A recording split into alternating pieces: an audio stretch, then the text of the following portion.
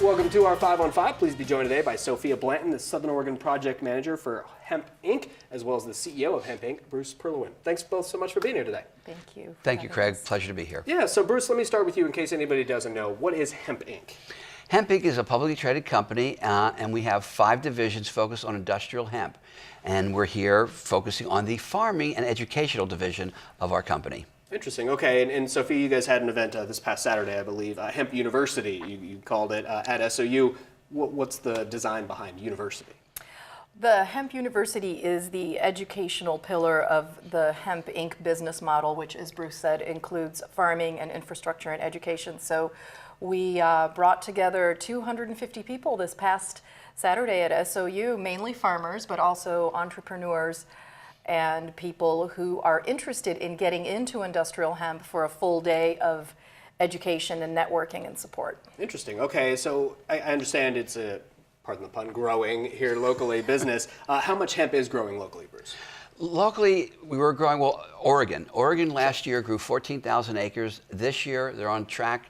They've already got permits to grow 45,000 acres, so that's more than triple. However, the growing season hasn't started yet, so I expect that could easily double and easily triple because more people can get their license before we start to grow. Okay, and just a little background for people in case they don't know. A lot of people are obviously getting more familiar with hemp, but hemp is cannabis, but it does not get you high. It has minimal levels of THC, unlike marijuana, correct? Correct. Hemp started, the craze of hemp was because hemp can make superfoods, seeds, and oil, and that can make jeans. This is hemp denim jeans. This is hemp cotton shirt. These are hemp shoes made by Adidas. Okay, so the socks are made by Vital Hemp. So they're all hemp, so he makes textiles. And then all of a sudden CBD became this giant craze in America. Take all the popular vitamin and mineral movements in America, and CBD is bigger than all of them. So it's the fastest growing industry on earth. It's growing by 700%. Thus, the farmers can now make $200,000 an acre by growing high CBD hemp. Okay, forgive me, not a farmer. How does that compare versus other crops? Okay, the biggest one would be hemp for textiles. That's about 800 to, call it 1,200 an acre. Other crops, you're going to get between 300 an acre. And if it was tobacco, like in North Carolina, where we have a big giant plant, it's 2,500 an acre. That ain't 200,000 an acre. It's not even close. So sweet potatoes, corn, rye, wheat, it's not even in the ballpark. You have, and we don't know how long this will last. Right now, this seems to be the bumper year for hemp because the prices are way up. When too many people, like marijuana in Oregon, the prices crashed. Well, the prices of marijuana are on rush to the bottom. The prices on hemp are on rush to the top. They have crossed. It's not even close anymore. Medical marijuana, recreational marijuana is down here. Hemp is up here already. Interesting. Okay, we're going to take a quick commercial break. Have much more in just a moment. Stay with us. Welcome back to our 5 on 5. Again, we're here with Sophia Blanton and Bruce Perlowin from Hemp Inc. Bruce, you talked a lot about CBD, and it's a term many people are probably familiar with right now, but in case anybody doesn't know, what exactly is CBD? CBD stands for cannabinoid or cannabidiol. There's 2 main property cannabidiols in hemp and marijuana.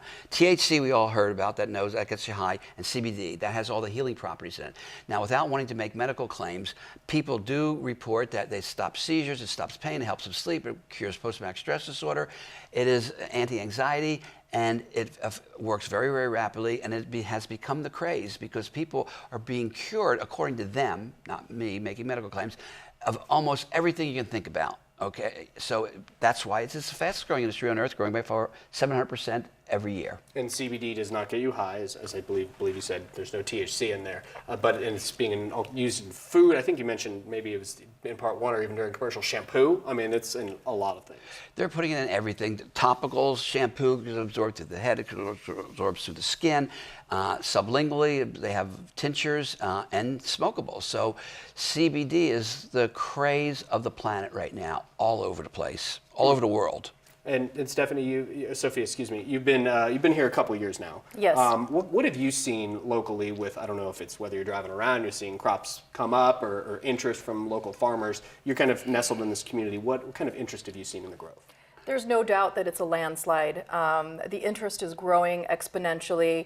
I go to a lot of hemp industry meetings, hemp co-op meetings, so I'm out there meeting the farmers, I'm meeting the entrepreneurs that are coming over into industrial hemp, and it is a real gold rush right now, which has a lot of possibilities, but also, you know, we have to be careful. The Farm Bill has passed, so that has opened up a lot of possibilities, but there's also a lot of uncharted territory up ahead.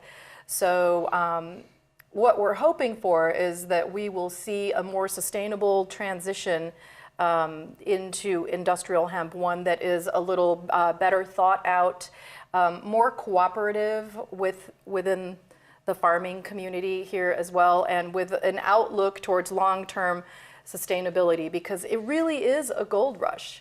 Yeah, and now legal federally. Absolutely. That's a lot of that interest. We get calls, I get calls every day from farmers all over the country talking about wanting to transition into industrial hemp. And so that's another reason why our education initiative with Hemp University is so important to get that knowledge out there, and to also acknowledge, which is one thing that happened for us Saturday here at SOU, the high level of expertise that is here in the Rogue Valley. Some of the best growers in the world are here in the Rogue Valley, and they really came out this Saturday and shared priceless nuggets of wisdom with, fascinating. with the community. It's certainly been interesting to see. Well, unfortunately, we're out of time. Thank you both so much for being here today. Appreciate it. Thank you for Thank you, having us. Craig. All right, stay with us. We'll be right back.